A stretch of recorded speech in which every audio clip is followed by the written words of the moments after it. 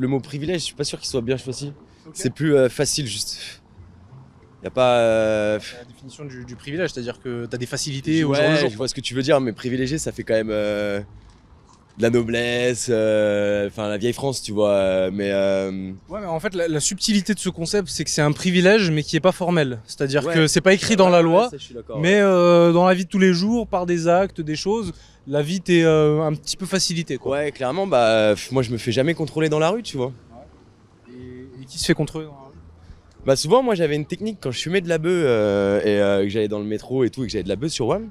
Je laissais toujours passer un Renoir devant moi et souvent c'est lui qui se faisait contrôler. Ouais, je te le promets, hein, c'est pas une vanne. Technique de privilège blanc, ça, de blanc privilégié. Peut-être, mais bah, c'est compliqué, hein, sincèrement. Ce qu'on entend sur le privilège blanc, je ne le sens pas au quotidien, mais je comprends que certaines personnes puissent Le ressentir. le ressentir. Donc tu comprends le ressentiment des gens qui peuvent avoir ce genre d'accusation, Oui. mais toi personnellement au quotidien t'as pas l'impression d'être privilégié. J'ai pas l'impression d'être privilégié, mais peut-être parce que je suis dans un monde aussi entouré que de blancs et que du coup je vois pas de... Une démonstration de ton privilège dans ce cas-là. Mais peut-être, mais en fait c'est ça. Là, si ta question c'est est-ce que je le ressens? Non, je le ressens pas. Est-ce qu'il y en a un? C'est T'aurais possible. quand même tendance à croire que ça existe. Ah bah, je pense carrément qu'il y en a un. Je suis même sûr qu'il y en a un parce que sinon on n'en parlerait pas. Et il n'y aurait pas autant de ressentiments. Est-ce que vous pensez que les blancs sont privilégiés dans notre pays? Est-ce que vous vous sentez privilégié? Pas du tout. Vous vous sentez pas privilégié? Non. Justement, il y a beaucoup de gens qui disent que les blancs sont privilégiés. Comment est-ce que vous percevez ça? Si j'étais en Afrique du Sud, probablement, mais là... Ok, bah c'est encore mieux, d'accord. Comment ça se passe en Afrique du Sud? Bah, et comme d'hab, il y a un côté les Noirs, un côté les Blancs. Enfin, je veux dire, ils sont encore racistes, bien sûr qu'ils sont, je pense, en tout cas. Alors, J'ai un- de qui? j'ai un- Des j'ai un blancs petit envers les affaire noirs avec ou des noirs envers les blancs? Oh, il y a toujours un petit peu des deux. Mais il y a une ségrégation importante, hein, vraiment importante. Voilà, mais en France, non, pas du tout, absolument pas. Moi, j'ai des potes de toutes les couleurs et ils sont tout aussi bien que moi, il n'y a pas de... Tu sais qu'on importe des problèmes qui sont pas les nôtres en France, juste pour créer, pour faire de la médiatisation, pour discuter, faire des débats. Non, mais bon, après, le racisme, ça sert aussi à certains qui en font un peu une excuse, voilà. Moi, j'avais des potes jeunes qui se sentaient toujours discriminés, alors que pas du tout. C'était une façon de... Voilà. Bien sûr, bien sûr. On parle beaucoup de privilèges blancs. Est-ce que vous pensez que les blancs sont privilégiés dans ce pays? Oui. Ouais. De quelle manière se manifeste ce privilège? Il y a plein de choses. Déjà la peur du noir. Ah oui, il y a des blancs qui ont peur des noirs. Vincennes, oui. Ah ouais? Il y a des gens qui sursautent oui. quand des noirs arrivent? Ils tiennent le sac. Ah ouais? Bah oui. Et vous vous considérez comme étant une personne de couleur noire? Non. À moitié. Non, Presque. non, je suis... Vous avez vu ça, des gens sursauter dès qu'ils voient des noirs Ouais, ici?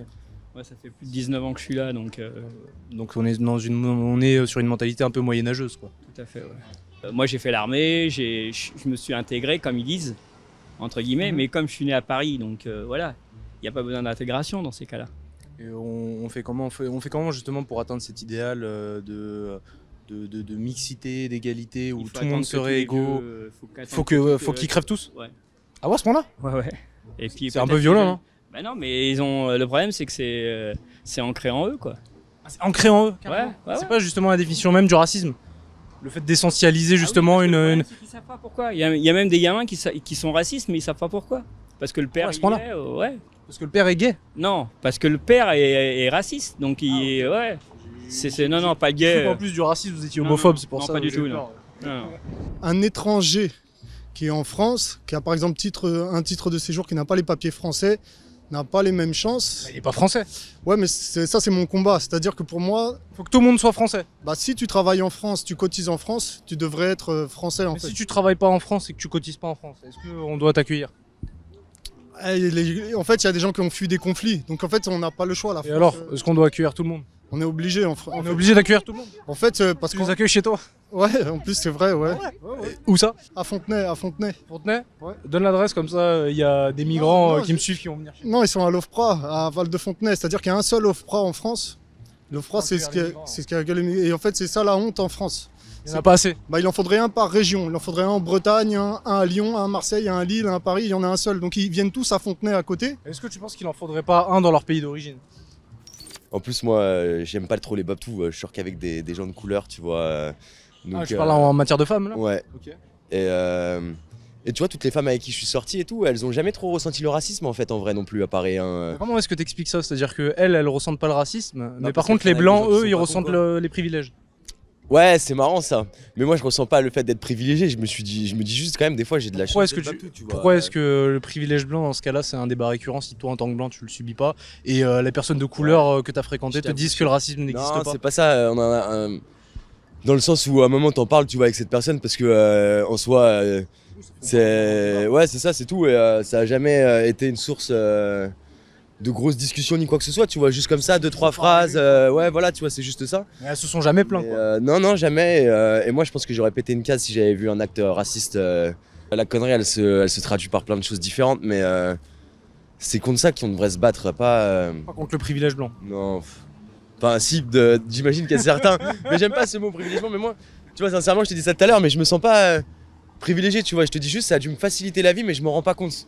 Justement, moi je suis communiste. Donc Communiste? Ouais, je suis communiste. Donc c'est-à-dire que c'est pas une religion, hein, mais c'est, on va dire, c'est un peu presque. C'est une philosophie en fait. C'est-à-dire qu'on est dans un partage, un équilibre et une justice, une recherche de justice. Après, c'est pas un partage de corps à manger, de cannibalisme. C'est-à-dire que Bolloré, en France, t'as Bolloré, t'as des grands patrons, t'as Gattaz, t'as Macron, t'as tous ces gens-là.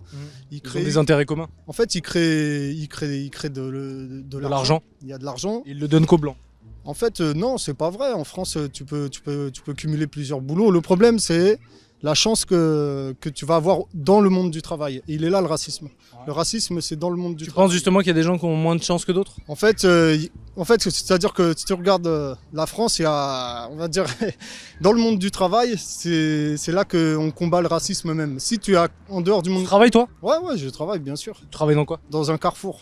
Il n'y a pas de racisme dans le 18e là. Bref, mais... Donc ça dépend vraiment avec qui tu sors, dans les quartiers dans lesquels tu vas aussi pour le coup. Parce que tu vas dans le 8e, c'est vraiment un quartier de Babtou, tu vois. Mais c'est mal? Non, c'est pas mal. Il y a plus de diversité là-bas? Ouais, c'est juste, ça montre bien que c'est les Babtous qui sont pétés de thunes, tu vois, qu'il y a une mauvaise répartition des richesses surtout.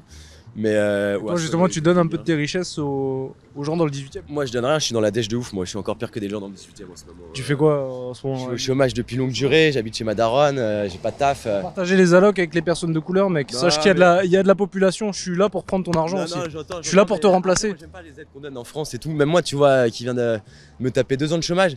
Moi je les aime les aides, je les veux. Ouais, mais moi je comprends même pas pourquoi la France elle m'a aidé à vivre pendant 2 ans, tu vois, sans rien. Faudrait pas qu'on t'aide. Non, bah ouais, parce que sinon après tu te branles rien en fait. Tu rentres dans un cycle où tu te dis bah c'est bon, je gagne des thunes et je bosse pas, tu vois, je vis comme, tu vois, normalement. Donc c'est pas ça qui va me pousser. Parasite. Ouais, c'est pas ça qui va me pousser à me dépasser dans ma vie si tu préfères, tu vois. S'il y a du racisme, je prends parti, c'est-à-dire que je me bats contre la personne. Tu prends parti pour les racistes? Non, contre le racisme. Moi je me bats contre le racisme, contre les... on va dire la pauvreté, parce que c'est de la pauvreté en fait, parce que la vraie richesse c'est le cœur. Donc la pauvreté après c'est-à-dire que c'est mesquin un peu le racisme, c'est quelque chose de mesquin. Après je vais pas dire que je suis, on va dire... T'es un peu un super-héros quand même. Non, communiste, tu travailles à Carrefour, t'aides les migrants. Non, j'ai aidé franchement, c'est parfait. La prochaine étape, c'est que tu te fais remplacer. On va dire le Mali, ça c'est un pays que j'ai visité. J'ai déjà été au Mali. C'est un beau pays. En 2010. C'est un pays magnifique. C'est un pays extraordinaire. Qu'est-ce que t'attends pour y aller, mec, y vivre? Les Maliens, ils t'attendent? Non, c'est-à-dire que les Maliens, nous on est dans un quartier où il y a beaucoup de Maliens. Montreuil, Fontenay, c'est des quartiers limitrophes à Vincennes. C'est la diaspora malienne qui est là depuis les années, ça fait longtemps, ça fait plus de 20 ans. C'est la deuxième capitale du Mali? À ce qui paraît, ouais, mais après c'est vrai que quand moi justement je travaille avec des Maliens ici, ça a du sens, comme j'ai voyagé au Mali, tu vois. Ils veulent te rapatrier au pays? Est-ce qu'ils veulent te ramener au pays? Je sais pas. Ils veulent de toi, ça se voit. Non, mais le Mali c'est un beau pays, je te souhaite de faire un voyage, un fait bon voyage en tout cas. Oh, bon, t'inquiète, hein, il y a Montreuil juste à côté, je connais bien le Mali. Ouais. C'est bien. Ben ouais, le Mali. Il y a Gare du Nord, il y a tout mais est-ce que tu parles Château d'eau, tu parles bambara ou pas? Tu parles bambara ou pas? Bah, je vais apprendre là d'ici pas longtemps. Pour dire bonjour le matin, ils disent Anis Roma, ça veut dire bonjour. Après, ils disent Eresila, ça veut dire est-ce que t'as RSA? Eresila, est-ce que t'as bien dormi?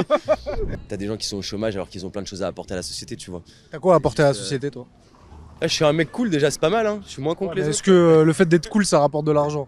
Non, ça rapporte. Tu produis de la richesse? Non, je produis aucune richesse, mais humainement parlant. Comment est-ce qu'on va redistribuer les richesses que tu produis pas? Ah, mais ça après. Tu produises pour justement qu'on puisse redistribuer aux Noirs et aux Arabes. Moi je suis là pour récupérer, mec. Hein. Non, mais non, on est tous là pour récupérer des thunes, on n'est pas là pour les Oui, mais moi je veux récupérer ta thune, mec. Ouais, mais moi, je veux récupérer la thune des autres, tu vois. Encore une fois, merci à Conflict of Nations d'avoir sponsorisé cette vidéo. N'oubliez pas de cliquer sur le lien gratuit dans la description pour télécharger le jeu et obtenir 13 000 pièces d'or et un mois d'abonnement premium gratuit. L'offre est disponible uniquement pendant 30 jours, donc ne perdez pas de temps.